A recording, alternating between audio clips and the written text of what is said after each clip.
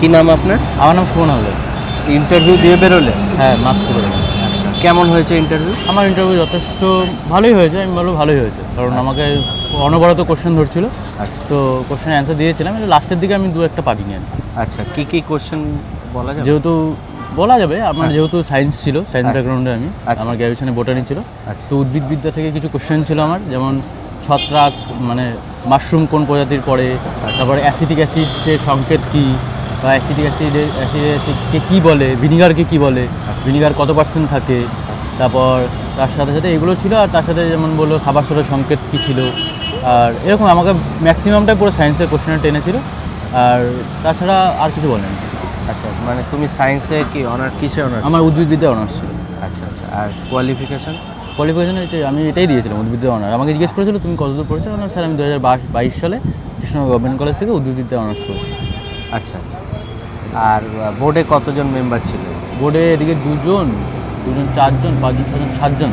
7জন ছিল। 7জন ছিল। আর আপনি কোথা থেকে আসছেন? আমি নাকাশিপাড়া থানা অন্তর্গত দুধপুর গ্রাম থেকে আসছি। নাকাশিপাড়া। নাকাশিপাড়া। আচ্ছা, রিটেনে কত মার্কস ছিল? আর এখানে 50+ আছে। আর ইন্টারভিউ দিয়ে কেমন লাগছে? ইন্টারভিউতে ভালো লাগছে, স্যাররা যথেষ্ট করবে, যথেষ্ট শান্ত স্বভাবের এবং খুবই হেল্পফুল। মানে সেরকম না যে গিয়ে ভয় লাগছে, হ্যাঁ একটু ভয় তো থাকবেই, নার্ভাসনেস থাকে, বাট সে দেখেই ভয় পেয়ে গেলাম ওরকম না, স্যাররা যথেষ্ট ভালো। আজকের প্যানেল বোর্ডে স্যাররা অনেক ভালো ছিল। বিশেষ করে যে ডিআইজি ছিলেন, যে মেন হেড স্যার ছিল, সে যথেষ্ট আরও খুবই বেশি ভালো, খুব শান্তশিষ্ট ভদ্র মানুষ। আর ঢুকে ভেতরে কি করতে হলো? ডকুমেন্ট প্রথমে ঢুকলাম, ঢুকে বললো যে ড্রেস চেঞ্জ করো। ড্রেস চেঞ্জ করলাম আমরা, ইয়েতে গিয়ে একটা ওখানে সব দাদারা আছে যারা চাকরি করে তারা আছে, তো ওখানে ড্রেস চেঞ্জ করে টোরে নিয়ে আমাদেরকে হাঁটিয়ে নিয়ে গেলো একটা সাইডে, ওখানে ডিবি করার জন্য, ডকুমেন্ট ভেরিফিকেশন করার জন্য। ওখানে আধার কার্ড দেখলো। এবার যাদের ফার্স্টে এইচএস মানে দেওয়া নেই, তারা পরবর্তী মানে যারা ফার্স্টে গ্র্যাজুয়েশন দেওয়া নেই, তারা পরে আবার গ্র্যাজুয়েশন অ্যাড করতে পারবে, মানে স্যারা করে দিচ্ছিলো অনেককে। আমার দেওয়া ছিল, আমার অসুবিধা হয়নি। তো তারপর ওইগুলোকে নিয়ে মানে যাদের যাদের হয়ে যাচ্ছে ওখানকে নিয়ে গিয়ে ইন্টারভিউ রুমের ওখানে চেয়ার দিয়ে লাগানো আছে, 15 জন করে নেয় ফার্স্ট, মানে 15টা করে ধাপে ধাপে নেয়। তো 15 জনের করে ধাপে ধাপে নিয়ে বসাচ্ছে। আচ্ছা, ঠিক আছে, অল দ্য বেস্ট। হ্যাঁ, নাম কি তোমার? স্যার আমার নাম বিমান ঘোষ। ইন্টারভিউ কেমন হয়েছে? স্যার খুব ভালো হয়েছে ইন্টারভিউটা। প্রথমে একটু ভয় পাচ্ছিলাম, কিন্তু দেখলাম ভয়ের কোনো ব্যাপার নেই এখানে। আচ্ছা, কী প্রশ্ন করেছে? স্যার আমাকে ফার্স্টে জিজ্ঞেস করলো তোমার হাইস্ট কোয়ালিফিকেশন কী আছে। আমি বললাম আমার জিওগ্রাফি ছিল। এবার ওরা স্যাররা কোশ্চেন করা শুরু করলো। ফার্স্টটা কোশ্চেন করলো আন্দিজ পর্বতমালা কোথায় আছে। আমি অ্যান্সার দিলাম। তারপর বললো যে আলপাস পর্বতমালা কোথায় আছে। তারপর বললো টাইফুন ঝড় কোথায় দেখা যায়। আমি যথারীতি অ্যান্সার দিয়েছি। এবার জিজ্ঞেস করলো টর্নেডো কোথায় দেখা যায়।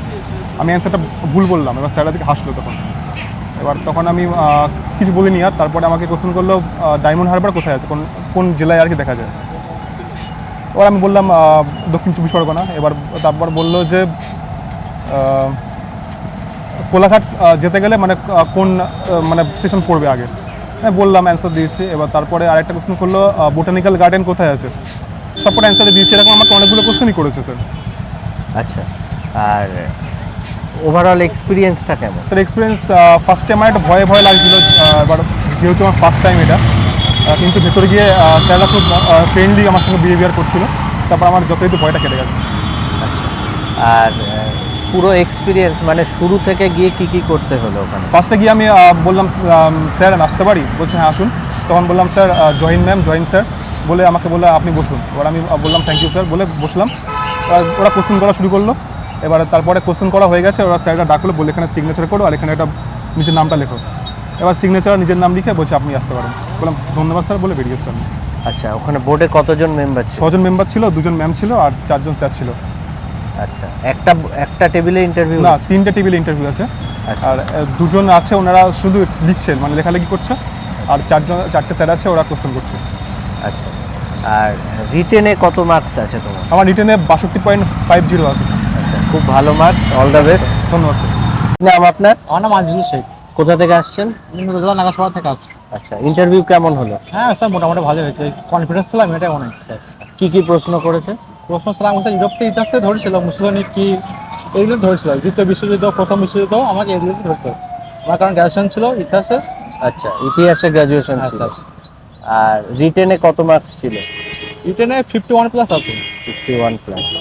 আর ওভারঅল এক্সপিরিয়েন্স কেমন ঢোকা থেকে শুরু করে? স্যার মানে স্মুথলি একদম, মানে ওরা প্লিজ কোঅপারেটিভ, মানে মনে হচ্ছে যেন কিছু মনে হচ্ছে না। মানে ঢোকার পরে যে বাইরে যে ভয়টা লাগছে ভেতরে ঢোকার পর ভয়টা আর লাগবে না, পুরো স্মুথলি হয়ে যাবে আর কনফিডেন্স থাকবেন, এটা অনেক। আচ্ছা, আর ঢোকার পর কি কি করলে? ঢোকার পর নাম জিজ্ঞাসা করলো, তারপরে স্যার প্রশ্ন জিজ্ঞাসা করছিল আচ্ছা মুসলিম কি, মানে আমাকে ডাইরেক্ট প্রশ্ন চলে গেছে। আচ্ছা, প্রশ্নে চলে গেল হ্যাঁ, কি direct। সাবজেক্ট তারপর থেকে? হিস্ট্রি জিজ্ঞাসা করলাম, তারপরে স্যার প্রশ্ন ইতিহাস থেকে, টোটাল তোমার- ইতিহাস থেকে হয়েছে আমার। তোমার কি ইতিহাসে এমএ ছিল? আমার গ্রাজুয়েশন পাস ছিল। গ্রাজুয়েশন ছিল। আচ্ছা, ঠিক আছে, all the best. Thank you sir.